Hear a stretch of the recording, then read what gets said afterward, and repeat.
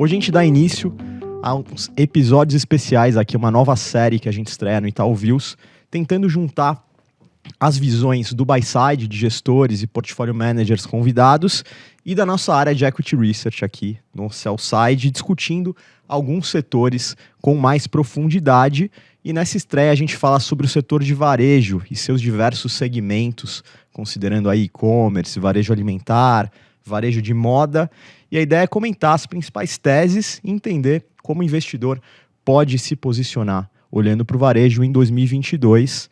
Então, para participar desse episódio, a gente tem as participações de Sara Delfim, que é sócia na Dália Capital, do André Caldas, sócio da Clave Capital, e do Thiago Macruz, que é head aqui da área de Equity Research do Itaú BBA e também analista do setor de varejo. Thiago, Sara, André, tudo bem? Tudo bem, obrigada pelo convite. Tudo bem, obrigado. Obrigado, Macruz, obrigado, Serrano. Tudo certo, Marcelo? Beleza. Bom, acho que para a gente começar, seria legal até recapitular na esteira desse aumento do número de investidores pessoa física na Bolsa. Se destacaram aí algumas ações do setor de e-commerce, né? Tanto pela valorização, quanto até pela preferência dos investidores. E acho que nos últimos meses o setor sofreu um pouco, tanto aqui quanto lá fora, seja por questões de concorrência, né? A gente teve no Brasil alguns players chegando bem capitalizados, seja por outros motivos.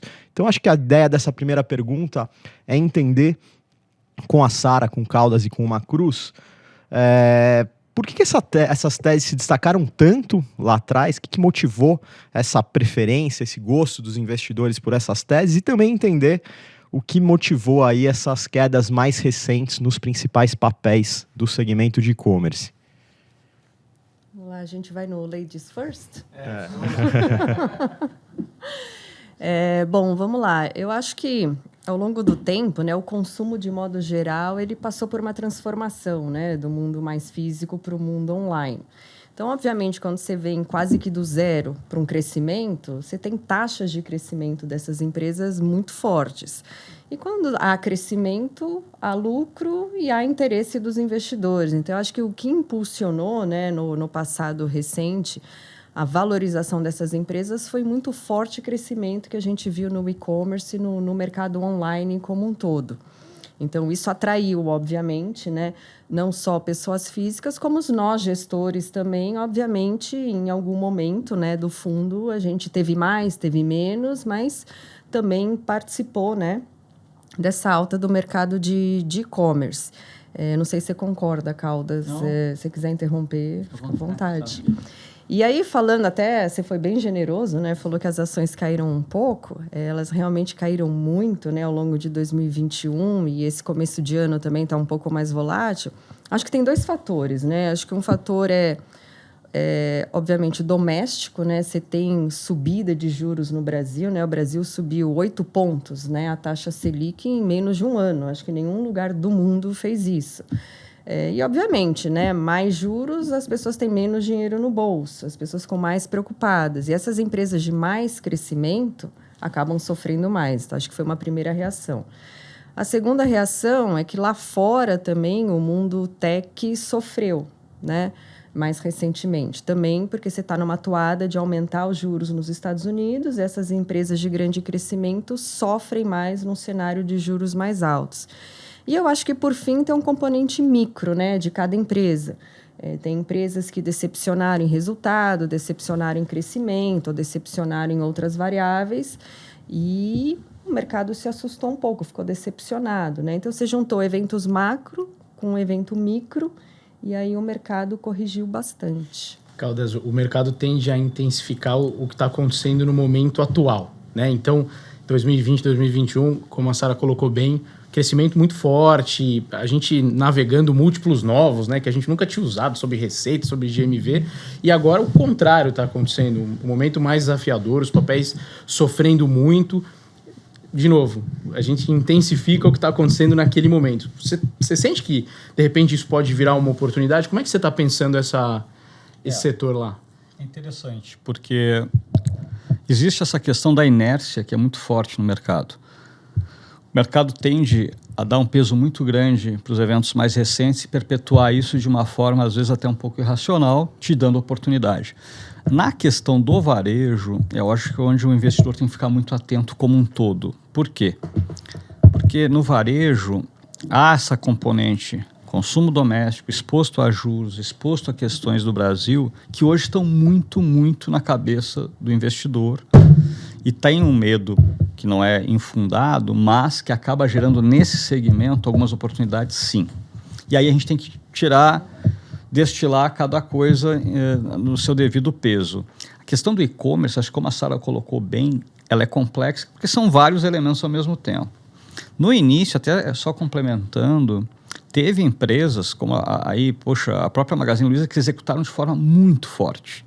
A Magazine Luiza ela conseguiu ter por vários trimestres crescimento na loja física, no e-commerce, em todas as atividades que ela estava desenvolvendo. E fez um shift para a tecnologia que foi bastante rico. O Fred virou um estudioso muito grande do lado dos Estados Unidos, depois da China. Então, realmente, para os gestores, foi uma oportunidade de a gente aprender com um cara no Brasil que estava fazendo coisas de ponta lá fora.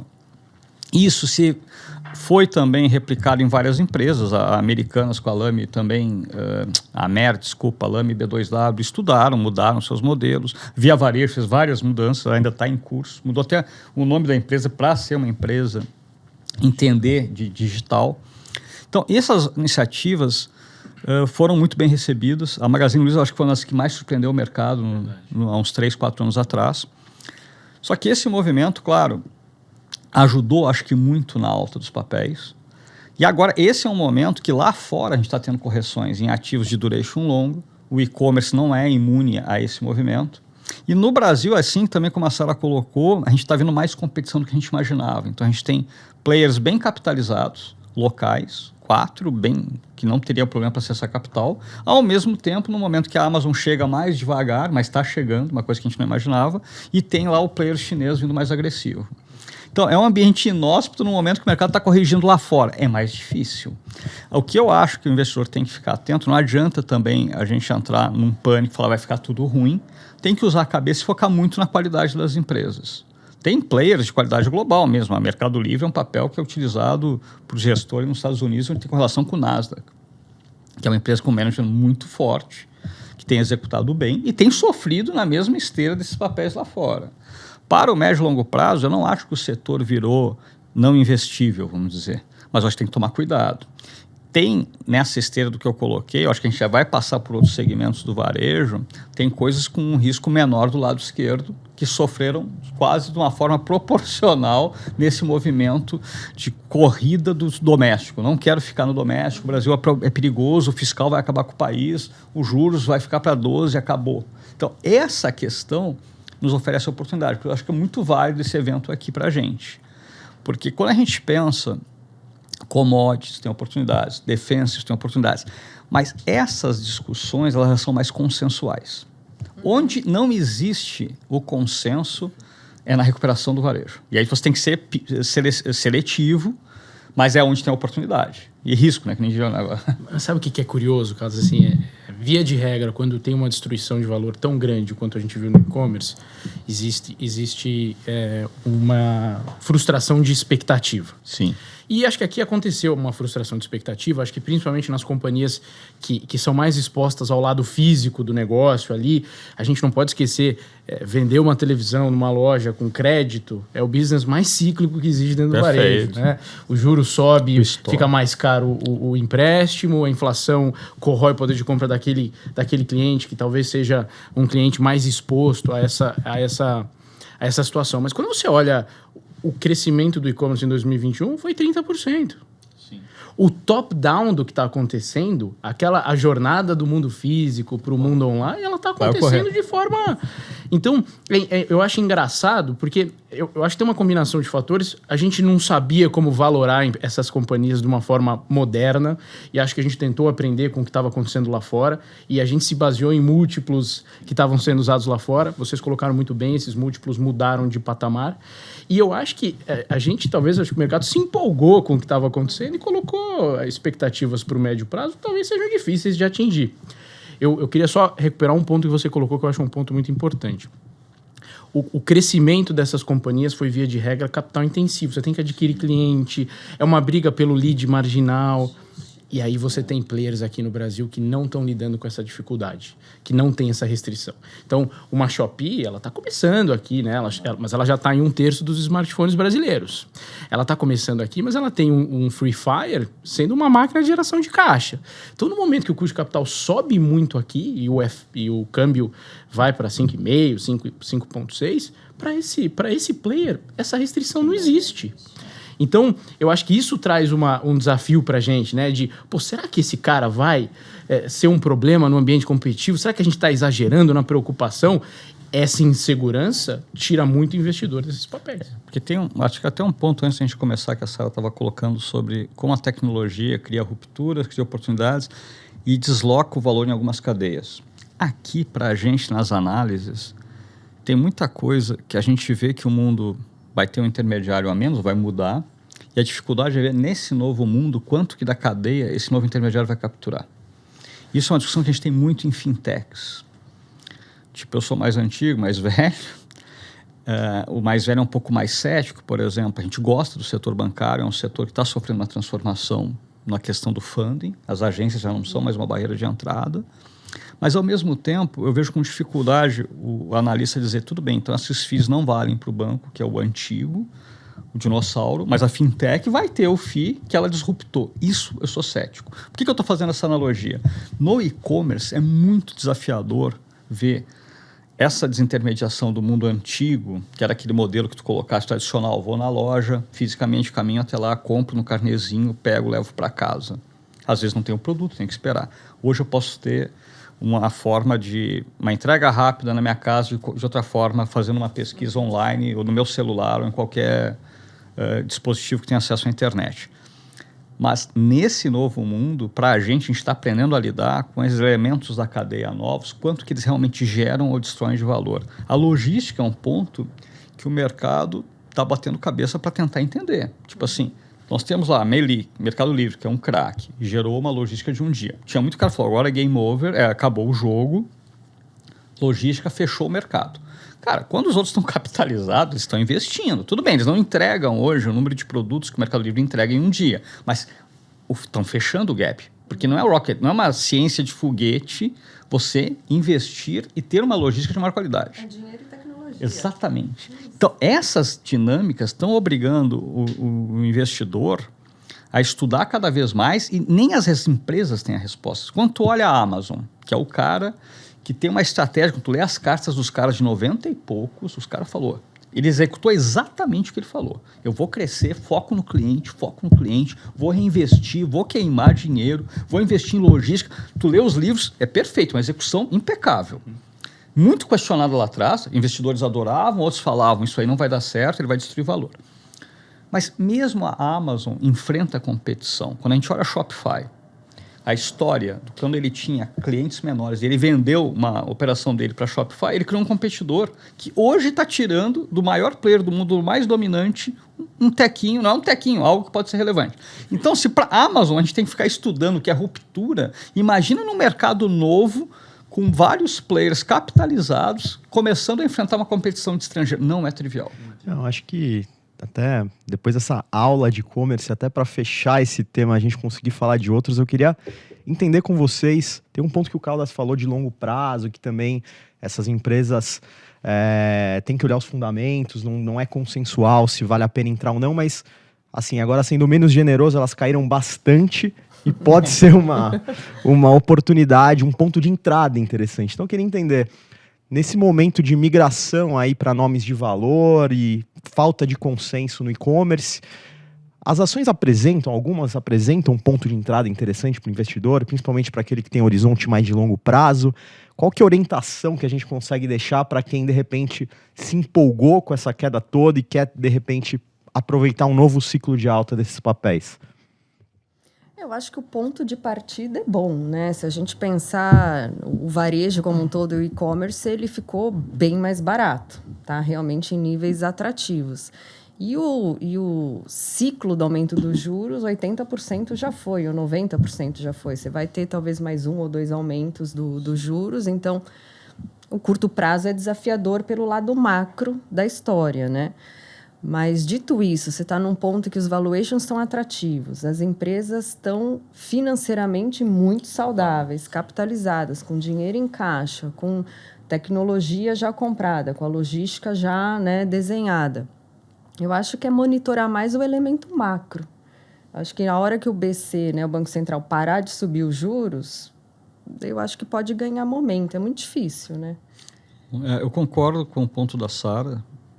O que eu só adicionaria é, numa outra dimensão também,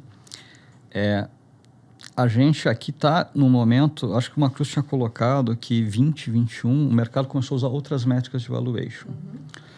E isso, hoje a gente tinha um mundo pré essas métricas, pré-VC e privates lá fora com funding mais abundante, uma liquidez maior que gerou valuations mais robustos para a tecnologia mesmo antes de IPOs, isso refletiu no mercado. Meu ponto só é assim, eu não tenho certeza ainda se antes estava certo ou 2020, 2021 estava certo. Então, nesse cenário, vamos focar muito na qualidade, na robustez, porque a gente pode ter métricas que vão ser abandonadas e eu, de forma conservadora, eu acho bom, foca no cara que tu tem uma convicção, que tem uma história longa. A gente tem players que estão há muito tempo no mercado com uma execução muito boa. O Mercado Livre é um exemplo muito forte. Muito bom. A Magalu no físico também é um exemplo muito bom. Eu não quero desmerecer nenhuma empresa, mas eu acho que esse é um momento, quando a gente está discutindo realmente a dinâmica dos juros, uma dinâmica lá fora, que pode ser uma dinâmica de correção mais agressiva, porque eu tenho uma expansão monetária lá desde 2008. E isso gerou vários excessos. Então, a gente tem que tomar muito cuidado nessa dinâmica. E por que vai ficar interessante na nossa discussão dos outros segmentos? Porque a gente vai ter empresa, até que, por exemplo, que o Macruz gosta muito, uma de joias, que entregou tudo e teve o mesmo de-rating. Não o mesmo, mas tem um de-rating excessivo. Então, o investidor no varejo ele tem um prato cheio para poder fazer coisas mais conservadoras, de prazo médio, longo. Eu não iria full numa coisa mais arriscada, mesmo que tenha qualidade. Tem que ser muito seletivo. Eu só queria adicionar um ponto, eu concordo plenamente com o que a Sara e o Caldas colocaram. Eu acho que não vai dar mais para ter uma visão setorial. Então, nos últimos anos, a gente teve. É hora de comprar e-commerce.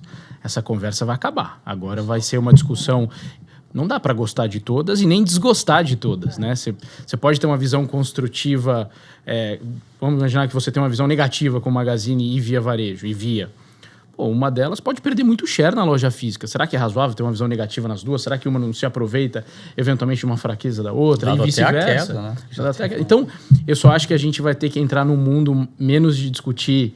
O setor e muito mais olhando cada tese. Mas olha que interessante uma coisa que você falou, né? De mudar um pouco a métrica que a gente olha. A gente faz isso o quê? 20 anos. Não tem erro. Toda vez que você começa a escutar no mercado... Dessa vez é métrica nova. Não vamos mais olhar o PI, vamos olhar PEG. Não vamos olhar mais EV/EBITDA, vamos olhar isso. Significa que está caro. Que não consigo justificar. A história se repete. Só que o investidor não tem memória. Não, você sabe que eu estava tendo uma discussão com os analistas e até um analista falou assim, não, mas isso aí é uma visão muito de negócio. Você tem que pensar com outras variáveis.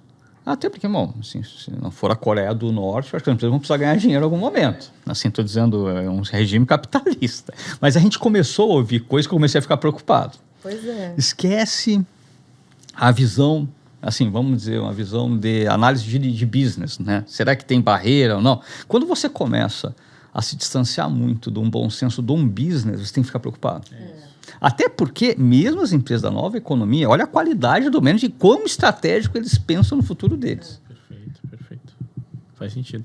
E uma coisa que eu me pergunto, acho que a pergunta é até mais para você, assim, quando você olha os Estados Unidos, você tem um grande player de e-commerce, que é a Amazon. Perfeito. Quando você vem para o Brasil, você tem muita gente boa. Perfeito. E novos, né? Entrando, mesmo assim. Gente boa, com produto bom, com estratégia boa. Vai sobreviver todo mundo? Eu acho que vai haver uma consolidação sem sombra de dúvida. Eu não acho que a gente vai para um cenário, um player dominando o mercado como é nos Estados Unidos. A Amazon criou. esse business. Então, ela teve a vantagem de... First mover, ela não tinha competição. Aqui não. Aqui todo mundo tentou replicar de alguma forma. A estratégia da Meli com grandes CDs perto das grandes cidades, replicando o que está acontecendo lá. A Amazon está fazendo a mesma coisa aqui. Talvez a Magazine é algo diferente, tentando conectar nas cidades menores os compradores e os vendedores. Mas eu acho que vai haver uma consolidação, sabe? Então, não necessariamente essa consolidação precisa ser através de fusões e aquisições. Não necessariamente. Pode ser algum player diminuindo muito de tamanho, mais de um player diminuindo muito de tamanho, mas pode ser através de fusões e aquisições também. Acho menos provável uma empresa comprar a outra hoje, menos provável. Mas quando você começa a diminuir de tamanho, aí você precisa se mexer. E aí, eventualmente, quando isso acontecer, eu não descartaria. Agora, queria mudar de assunto aqui, Marcelo. Falar de varejo de vestuário. Vou jogar a bola de volta para você. Sara, assim, varejo de vestuário, a gente está vendo um Brasil diferente, né? A gente está vendo resultados excepcionais, surpresas positivas, managements com discurso construtivo para o ano, fusões e aquisições, consolidação. Quer dizer que... Como é que está a sua cabeça com relação a isso? Esse é o ano de seguir exposto a essa tendência? Ou, de repente, é hora de mudar um pouco e ir atrás dos papéis de varejo que acabaram sofrendo mais ali no final do ano? É difícil essa equação, né? Porque tem muita empresa boa e todo mundo sofreu muito, né? Então, naquela questão da seletividade, é difícil. Porque tem empresa boa no vestuário, tem empresa boa no mundo de joias, no mundo de sapatos, no mundo de perfumaria, no e-commerce. Realmente, o trabalho de gestão é difícil por isso, né? Você tem um volume de dinheiro que você tem que distribuir nas caixinhas, né? Que caixinha que eu vou pegar dentro do varejo? Eu acho que, de modo geral, assim, o que pelo menos, eu gosto de olhar é de uma forma mais ampla. Claro que os números importam, mas acho que o meu primeiro filtro é muito se a empresa, obviamente, né, se primeiro ela tem uma boa gestão, se ela tem uma boa marca, um bom produto. E quando a gente pensa, o Brasil está difícil, inflação alta, os juros subindo, imagina para o pequeno e médio varejista. É muito difícil sobreviver.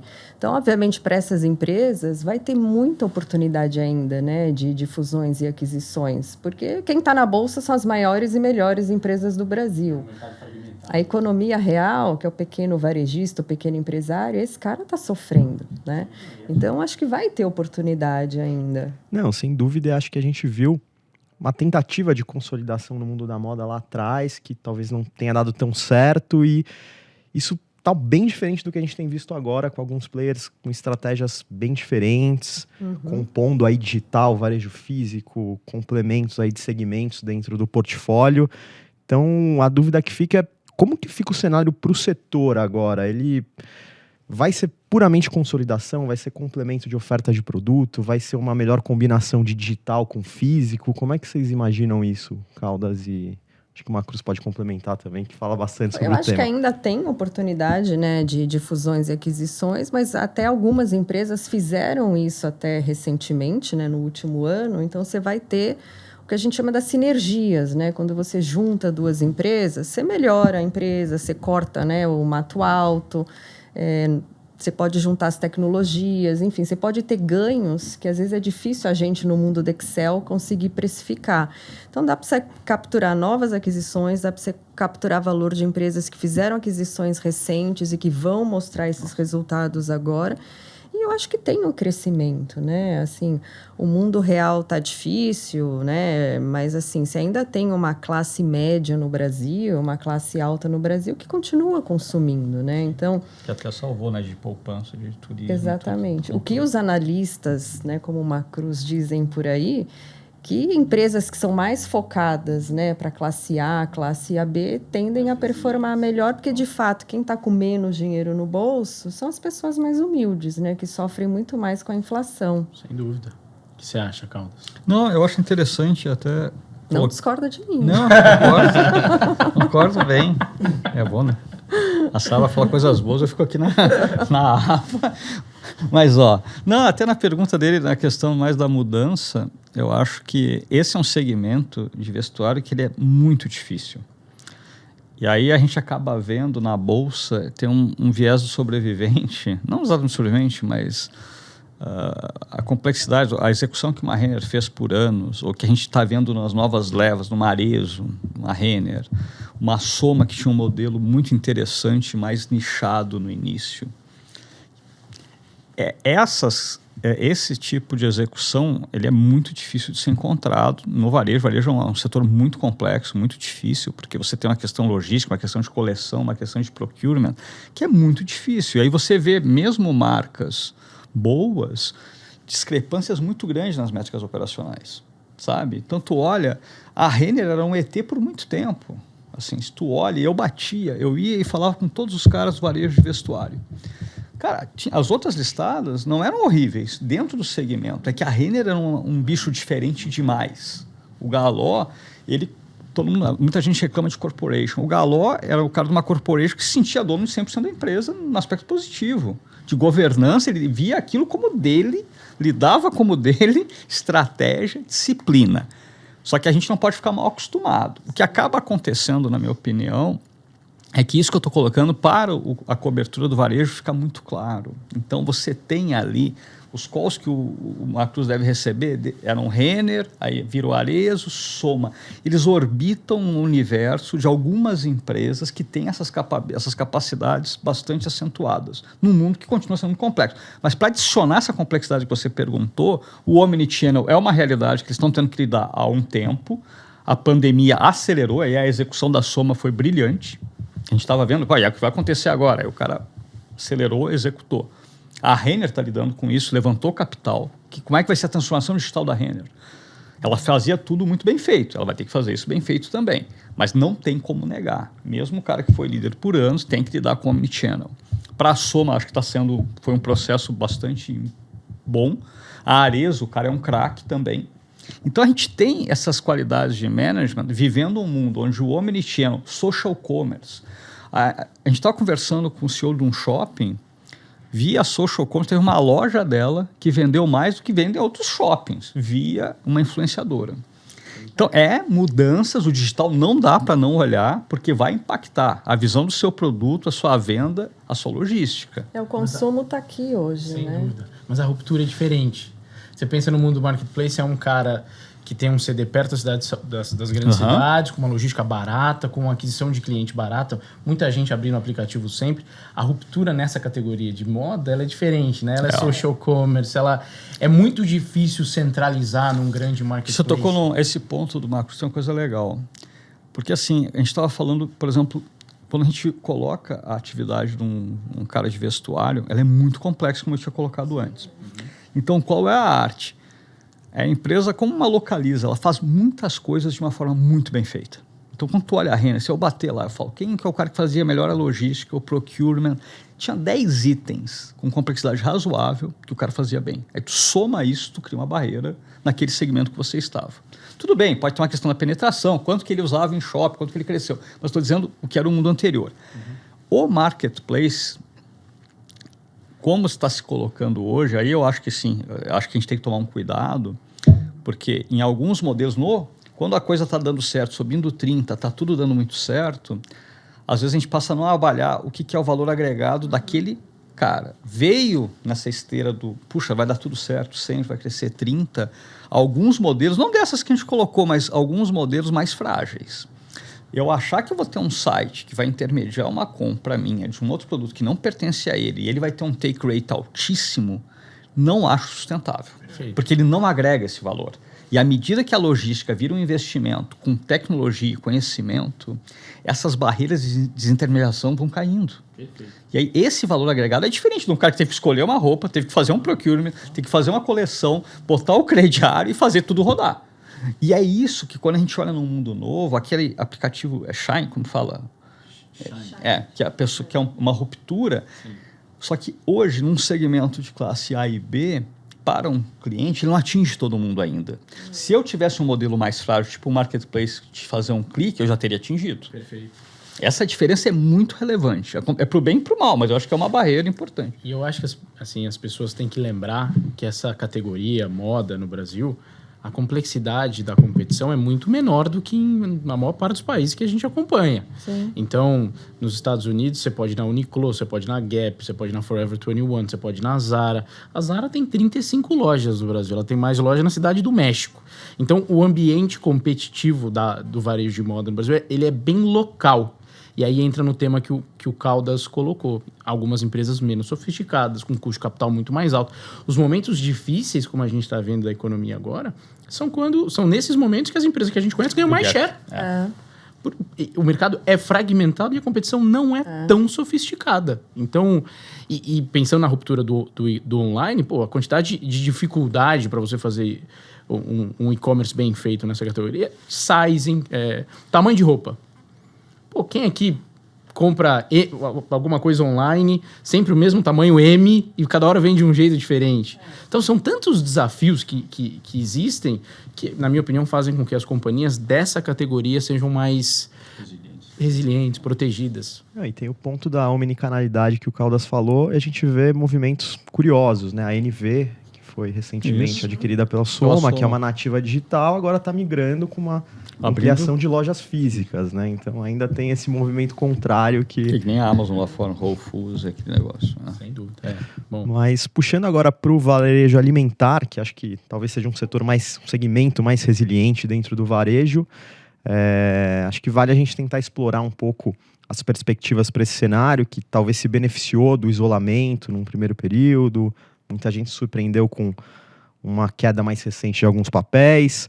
E eu queria falar também especificamente sobre a parte de atacarejos, que é muito dinâmica, mercado muito pulverizado, com características regionais. Essa eu até ia começar pelo Macruz, que assinou um relatório muito bacana sobre o tema, e aí depois a gente roda aqui com a Sara e com o Caldas. Legal. Eu acho curioso, né, Marcelo, esse segmento, porque a gente esperava dessas empresas e das ações uma resiliência que a gente não viu. Né? Elas deveriam ter sido defensivas nesse momento mais desafiador do varejo. E elas caíram junto. E quando a gente para pensar as razões para isso, eu acho que é porque uma das principais razões, a meu ver, é que elas se envolveram em riscos binários. Né? Então, o Carrefour tem uma enorme aquisição para digerir do grupo Big, complexa, várias regiões. Faz muito tempo que essa aquisição foi realizada e está no processo de burocracia do antitrust, do CAD. Que empresa que ele vai absorver? Talvez seja bem diferente da que ele comprou lá atrás. Do lado do Açaí, uma transação interessantíssima da compra das lojas do Extra, mas uma novidade. Os investidores ficaram receosos. Então, eu acho que não foi defensivo porque as principais companhias do setor acabaram adotando políticas e estratégias que levaram a riscos binários. Mas tem um negócio curioso. A gente já começa a perceber que nos piores dias da Bolsa, nos piores dias do varejo, no preço de tela, os papéis estão bem mais resilientes do que já foram. Já vi aqui nessas últimas 2-3 semanas vários dias em que o varejo apanhava ali 4%, 5% e Açaí segurava 0-0, o Carrefour subia 1%. Por que não pode ser ainda melhor essa performance? Está acontecendo um negócio que eu nunca tinha visto, que é, mesmo para o atacarejo, o cenário não está tão resiliente. O macro foi pior, a inflação foi mais agressiva então, e pegou... Assim, pegou o cara da classe que mais consome ali. O cara saiu de um supermercado para ir para o atacarejo. Agora ele está tentando sair do atacarejo. Olha a situação. Então, assim, a gente está vendo... A gente teve uma conversa, inclusive, hoje, com algumas das empresas desse segmento. É a primeira vez que a gente vê a resiliência que a gente esperava do atacarejo não acontecendo. A situação é tão desafiadora... Os caras estão falando primeiro semestre de 2022 sem estoura abaixo inflação. Abaixo, do lado negativo, de repente, no começo do ano. Então, eu acho que vai um pouco nessa linha. Acho que é o cenário macro, sem dúvida, né? Você ainda tem 14 milhões, sei lá, de desempregados, juro mais alto, inflação bem mais alta, come o bolso. As pessoas, acho que não só consomem menos, ou quando continuam a consumir, troca de marca, né? Em vez de comprar o feijão de, sei lá, R$5, vai para o feijão de R$3. E aí vai. É difícil, mas sem dúvida, assim, do ponto de vista macro, business em si, ele realmente deveria ser mais defensivo, porque todo mundo, a vida segue, né? Você tem que continuar comendo, bebendo. E até... O macro foi muito pior mesmo. Mas você sabe que... E é muito competitivo esse setor Pois é, também. esse- e de margem isso é uma muito mudança de baixa. dinâmica, sabe? Mas esse é A o margem é ponto... muito baixa. Esse é o ponto do relatório do Macruz que me chamou a atenção quando ele escreveu, porque eu até tinha uma expectativa, falei, pô, legal. Porque eu fazia uma analogia assim, o computador foi ficando tão complexo que o iPad resolvia a nossa vida, que era a internet, e aí você tinha um ganha-ganha usando um iPad ou usando um mobile, ao invés de usar um computador, que a cada ano a Intel te obrigava a fazer um upgrade. A questão do cara que tem 10 milhões de SKUs, certo? Um mega hipermercado, é mais ou menos isso, num país em desenvolvimento é mais relevante isso. Essa complexidade ela não conversa com o poder de compra do grosso da população. O atacarejo é uma solução inteligente, tanto que é um negócio meio, quase uma jabuticaba, do jeito que roda no Brasil. Só que no relatório dele aparece um ponto que eu não imaginava. Eu imaginava que os caras grandes players, eles tinham uma barreira muito grande em termos de custo de capital, de logística, que seria grosseiramente superior à dos players regionais. E quando o Marcos colocou no relatório o crescimento dos regionais em algumas core regiões e nichos, eles são muito competitivos. Estão crescendo muito. Então, aquele coisa que a gente via, eu vou ter uma expansão, que é um modelo ganhador, com um ROIC, de manutenção de ROIC e crescimento, começou a não se provar por essa questão que ele colocou muito bem de algumas forças regionais onde a barreira era menor do que eu imaginava. É que agora com o macro e com essas decisões corporativas, eles embolaram muito o meio de campo. Mas eu acho que o que a gente viu nos últimos anos, que era... conta um pouquinho da história do atacarejo no Brasil. Expansão orgânica, retorno marginal altíssimo. O jogo vai mudar, o jogo vai ser expansão orgânica, legal, tem muito espaço para abrir loja, mas vai ter expansão orgânica, inorgânica também. Eu acho que agora que o cenário está ficando mais difícil, que você consegue convencer um regional a fazer negócio. A hora que ele está abrindo loja e ganhando dinheiro, não. Por que não vai acontecer agora? Porque as duas maiores empresas do setor Estão digerindo esses elefantes, né? dois M&As relevantes. Mas então, eu acho que o que me surpreendeu quando a gente foi estudar, o time fez lá, mapeou o mercado inteiro aqui no Brasil, os regionais são muito bons. E eles aprenderam direitinho com a experiência do Atacadão e do Assaí. Esse aqui é um business que não tem capital de giro. Então, o capital de giro é zero. Então, você consegue, com uma margem operacional de 2%, 3%, ficar em pé, gerar caixa. Então, eu acho que esse para mim foi a leitura desse relatório que a gente soltou e acho que a visão mais atual do time aqui é nessa linha.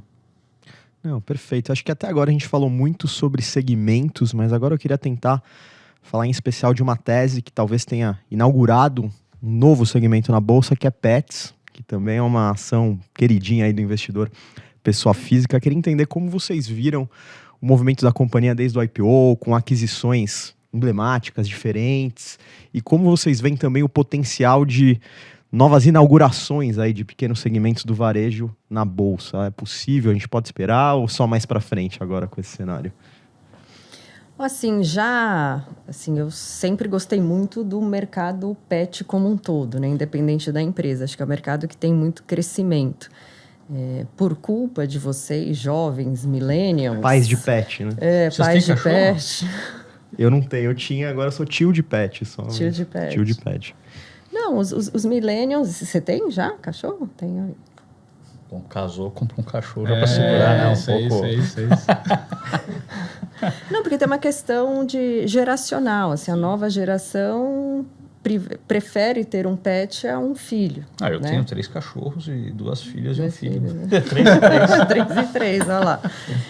Então, assim, tem essa expectativa, né, que até por uma questão geracional, comportamental, o universo pet ele vai continuar. Assim, a taxa de natalidade pet ela já é maior do que a taxa de natalidade de Caramba, de o mundo pessoas, vai ser dominado pelos cachorros. Pelos cachorros.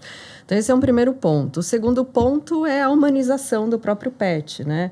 Se as pessoas se preocupam mais o que ele come, como ele come, medicação, trata realmente como se fosse um ser humano, né? Enfim.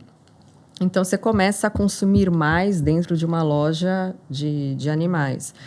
E aí tem o terceiro ponto, a própria empresa, né? Eu acho que o tamanho que ela atingiu no mercado ela é tão grande, e escala faz diferença, né, nesse segmento, que é muito difícil, talvez, se replicar rápido, né? Obviamente, tudo é copiável, mas acho que de forma rápida acho muito difícil. E ao longo, né, desde o IPO, eu acho que ela fez aquisições muito interessantes no sentido de realmente criar aquele ecossistema, né? Você tem a loja física, que tem de tudo, né, para o universo, mas você começa a comprar o cara que dá algum tutorial sobre comportamento, adestramento, treinamento. Você compra a Z-Dog, que é um negócio mais sofisticado, diferenciado. Agora, ontem, né? Foi ontem. Compraram uma empresa de tapetes higiênicos. Super secão. Então, fechando ali. E eu acho que vai continuar, assim, é um mercado hiper mega fragmentado, apesar de ser a maior empresa, ela só tem 5% do mercado por aí. Quase não dá 15, né? Então tem, assim, antes da pandemia, você me corrige se eu estiver errada, Macruz, mas acho que ela vendia o quê? 10% online, sei lá, por aí. Eu tinha 0. Ela fez a IPO com single digits de exposição ao e-commerce, era 0 6 meses antes do IPO. E agora a gente está falando em 30%. 30%. Assim, então, o cara rápido, ele conseguiu fazer o negócio online virar e sem fricção, né? Pelo menos até agora. Melhor serviço, aparentemente. Exatamente. Né? E pergunta para vocês, assim, a gente vê muito analogia de pets com a Raia Drogasil. Há 5, 6 anos. Porque a Raia, ela crescia, ela abria muita loja todo ano, ela era dominante, ela era melhor que a competição. Então, uma composição de crescimento tal qual Raia. Quando o investidor de lá de fora me pergunta isso, Carlos, eu digo o seguinte, sim, mas com uma diferença. Quando a Raia abria uma loja em Porto Alegre, tem a Panvel. Quando ela abriu uma loja no Nordeste, tinha Pague Menos. Quando ela vai para Minas Gerais, tem Araújo. Pets abre uma loja, o mercado é super, super fragilizado. Muito pet, lojinhas de bairro. Veterinário que né? vende. Até porque né, o mercado está sendo criado também, né? Estou dizendo, essa humanização, né, é um pocket, é um mercado em expansão. Mas aí tem um ponto que é uma discussão bem legal, Macruz, porque a gente teve a discussão de farma e tivemos a discussão da Pets. E a gente, são dois menos bastante fortes, a Raia é excepcional também. Mas tem um aspecto ali quando a gente começou a falar de riscos. Eu concordo que a gente vai ter mais cachorros, os bichinhos estão sendo mais cuidados, as pessoas estão tendo mais animais. Então, é um mercado crescente. O Brasil é um dos maiores mercados. Acho que os Estados Unidos, e a gente olha muito a dinâmica daquela empresa Chewy lá fora. Chewy. Mas tem um item só que eu acho que é o item que mais nos tira um pouco o sono. Não o sono, é o item de atenção. Porque, por exemplo, quando a gente olha a Raia, e eu olho a composição da receita da Raia, é um negócio muito complexo também. O número de SKUs que ele tem que lidar, além das próprias questões de Anvisa, de poder ter área de descarte, que tipo de remédio. Perfeito. Tem uma questão... A regulação protege um pouco. Protege, a questão da receita vai mudar. Tem aquelas já empresas como Memed ou Receita Prescrição Eletrônica, que vai ajudar o e-commerce. Mas ela já tem um arcabouço com uma complexidade de SKUs grande. O que me preocupa um pouco na questão do Pets, e aí o CEO é bastante vocal para dirimir esse meu medo, e ele tem alguns argumentos razoáveis, é que o mix da receita... E eu sou assinante da Pets. Muito alimentar, né? Basicamente, eu acho, a né? comida e o tapetinho. E eu acho que é tipo 70-30. E aí, quando eu olho, é aí que ele fala rapidamente, não, mas as empresas de ração não vão para o Mercado Livre. Tem uma questão que até o meu cogestor colocou de uma forma inteligente, porque a ração é quase um pacote de fralda. Ela é pesada, mas ela não é um negócio que se move com facilidade. Você tem um negócio que não vale o transporte. É uma barreira de curto prazo. Agora, a dependência, a forma que as pessoas compram, o mix do que o cara compra para o seu animal, ele é bem mais limitado, com uma complexidade menor. Isso é uma matéria no Estadão, acho que semana passada, falando sobre como a crise afetou até quem cuida dos seus bichinhos. E aí um casal, no final, falou uma coisa que eu achei... bati foto, mandei pro time. O cara colocou assim, puxa, os caras tinham 5 bichos, acho que eram 3 cachorros, 2 gatos. Falou, cara, o negócio tá tão difícil, a gente parou de comprar bichinhos e coisinhas para eles brincarem. Acessórios. E olha isso, o tapete, a areia do gato, comecei a comprar no Mercado Livre. O cara falou no jornal. Ele era um usuário dos grandes centros, podia ser Cobasi, Pets, não sei. Mas essa é uma dinâmica que ela é importante de ser monitorada. Concordo. Me agrada muito Pets, Cobasi, é um mercado em expansão, consolidação, nós temos poucas empresas muito diferenciadas, a Pets tem sido muito inteligente em criar um portfólio mais rico. E é engraçado, porque tudo que eu tenho dúvida, tipo, depois que eu li o livro do Peter Lynch lá, eu pergunto para minha mulher. E ela me ajuda muito. NV, ela conhecia, mas, por exemplo, quando eles compraram a Z-Dog, eu falei, mas comprar um negócio de coleirinha? Ela falou, mas quando tu compra um bichinho, tu quer ter uma coleirinha bonitinha? E é interessante, porque isso é pro bem e pro mal. Às vezes, quando eu acho que tem uma coisa muito valor e ela já usou, a experiência, o user experience é muito diferente. Então, eles estão sendo muito mais inteligentes no espaço curto, executaram bem o e-commerce, mas esse ponto que meu outro professor trouxe, do que é a complexidade do que ele vende do core, é a ameaça que ele tem. Mas acho que nesse ponto da ração, Macruz, vê se você concorda. Eu acho que o que vai para marketplace e até para supermercados, né? Que você pode comprar ração nos grandes mercados. É o best-seller, né? Só São as commodities, a ração tradicional, aquelas mais premium, a que você realmente acha que vai fazer para o seu animalzinho, essa é mais nichada, né? Não vem de fora dos grandes pet shops, ou não? Eu não concordo. Eu acho que tem uma defesa, um contra-argumento ao que o seu gestor colocou, que é a Pets ela tem uma loja de 1.500 metros quadrados e dá para estocar muita coisa lá. É um mega CD. É um CDzinho. Então, é verdade, se você quiser só comprar areia do gato e o Mercado Livre te entrega uma vez por mês, ótimo. Mas naquela compra do dia a dia, de uma coisa, para comprar um petisco, o cara te entrega em 1 hora. Então, isso, se você me perguntar a barreira de entrada, não é, na minha opinião, a disponibilidade do sortimento da Pets online. Isso vai ter. E se não tiver hoje, vai ter já já. Para mim, é serviço. Essa é a categoria, junto com drogaria, em que, para mim, está mais claro como a omnicanalidade é importante. E aí, dado que você já vai precisar comprar alguma coisa ali, um acessório que você quer dar de presente pro seu bichinho, ou um petisco que acabou, aí você já compra. O que eles têm que tomar cuidado, eles estão sendo cuidadosos, a hora que eu faço isso, eu não posso olhar para a ração e ser mais caro do que eu tenho online. Sim. E aí, eles estão segurando o preço desse tipo de produto de forma muito inteligente. A pior coisa que um cara que cresce, como esse cara cresce, pode fazer, é deixar a margem engordar. Não.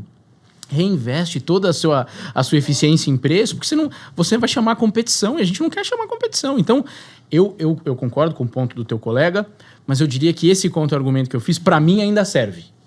E é assim que a gente tem uma visão super, respondendo a pergunta do Marcelo, super animada para pets aí. Porque eu acho que quem vai no Mercado Livre quer rapidez. Obviamente, preço. Mas, ração, normalmente, o preço é meio dado, né? Tabelado, né? E a Pets, a gente já faz esse teste, assim, com as empresas que a gente investe ou já investiu, você testa. A gente compra o petisco de manhã, chega à tarde. Não, é verdade, eu então sou assinante há anos, mesmo antes do IPO, acho que há uns 3 anos, que eu já assino o serviço deles. É muito bom. Só que assim, eu só me pergunto se eu tivesse uma assinatura me entregando a mesma coisa, no mesmo preço, se eu teria... Sim. É claro, o nível de serviço que ele colocou é alto. Né? Isso é uma outra coisa interessante, né? Que vale para Pets, vale para Raia. As empresas boas, que o investidor quer ter um longo prazo, dá para fazer um teste. Eu falei de Peter Lynch, vai na loja, olha como o atendimento da Raia é superior à média de outras farmácias. Como o atendimento da Pets é bom. É excelente. A Porto Seguro. Cara, as empresas que estão no mercado, no long run, elas não só somente boas empresas com bons produtos, têm um atendimento superior. Elas se posicionam de uma forma, elas ligam para você. Então, isso é interessante. A Pets tem essas características, sim.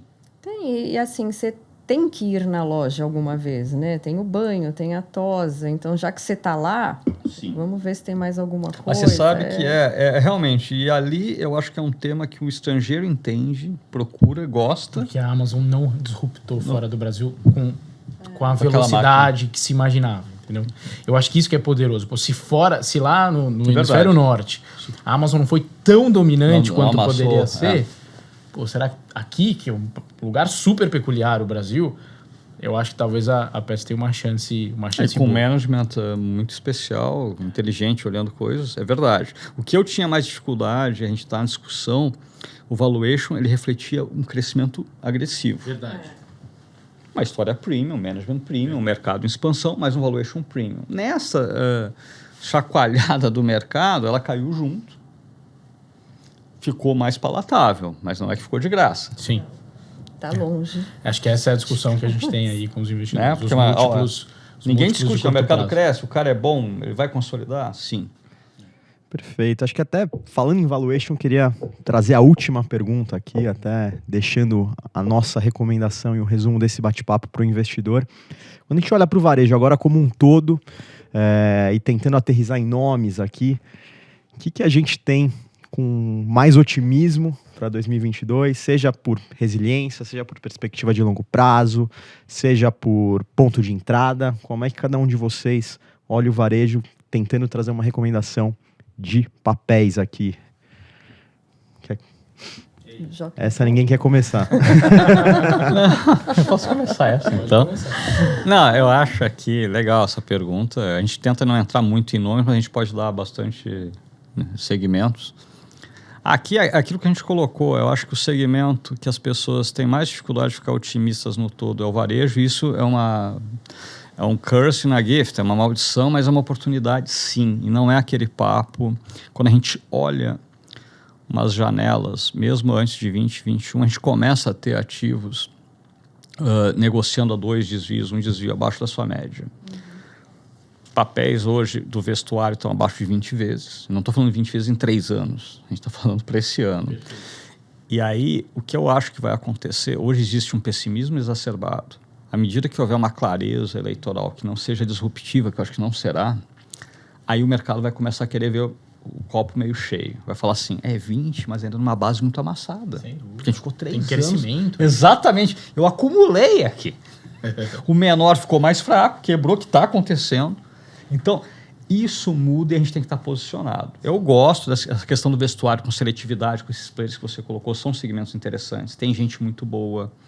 Tem um papel que uma cruzadora de joias. Esse é um caso clássico. Ele entregou acima, entregou e caiu igual aos outros. Tem uma questão de liquidez. Mas, assim, uma questão de vestuário, uma questão de farma, uma questão de joias, por exemplo, estão todos sofrendo muito ainda com um resquício de que o Brasil não vai sair da pandemia tão bem quanto os outros, que tem um problema fiscal, que tem um problema de eleição, mistura tudo e gera um cair muito alto para esse nosso segmento como um todo. Perfeito. Eu acho que o investidor que quer ter uma diferenciação tem que olhar com carinho o varejo, sim. Acabei não dando nenhum papel, né? Não, mas deixou claro. E você, sabe? Não, eu concordo com tudo que o Caldas falou, assim, e a forma como a gente pensa é parecido. Mas talvez dando um pouco mais de detalhe, assim, eu acho que dadas as incertezas do ano, dados os desafios do ano, que traz volatilidade natural ao processo de eleição, né? Independente se o final do jogo vai ser muito bom, de qualquer modo o evento é volátil. Acho que você tem que empresas que estão bem posicionadas financeiramente, com uma competição relativamente morna, como o caso de joias. Né? Os outros players não estão investindo, não estão expandindo, e ela está expandindo. Então, dá nomes, né? Só tem uma empresa de joias listada. Eu ia falar ela, né? Então você já tem spoiler aqui. Não precisa o setor aéreo, azulzinho, laranjinho, vermelhinho. Mas a Vivara está muito bem posicionada e é um mercado para classe A, classe AB, e, enfim, que eu acho que vai ter o seu consumo. Mercado de vestuário também, assim, o valuation está bem atrativo. Procurar empresas que tenham diferencial, seja de marca, de produto, de omnicanalidade. Eu acho que é por aí, assim, tem que ser seletivo. Eu gosto, assim, perfeito. Hoje o que eu privilegio é isso, marca, sentido. Pricing power, legal. É isso. Se você tem um produto bom, uma marca boa, a inflação é 10, você consegue ajustar o seu preço, porque o consumidor é aquela marca que ele quer, eu acho que tende a navegar bem ao longo do ano. Perfeito. É isso, é pricing power a palavra. Super justo. Vocês dois já falaram o que eu ia falar, que era Vivara. Só para deixar em 10 segundos aí a razão, o mercado é fragmentado, o ambiente competitivo está fragilizado, você tem upsides de eventualmente alguma aquisição acontecer, e o múltiplo, você está falando perto de 20 vezes, que foi o que o Caldas mencionou, que eu acho que é um múltiplo de entrada bacana. É isso. Perfeito, então fica aí, Vivara consenso aqui dos nossos 3 convidados. E eu aproveito para agradecer de novo as participações da Sara, do Caldas e do Macruz nesse episódio, que foi bem legal. Obrigado. Obrigada. Obrigado vocês de novo. Tchau, Valeu. tchau. Tchau, tchau.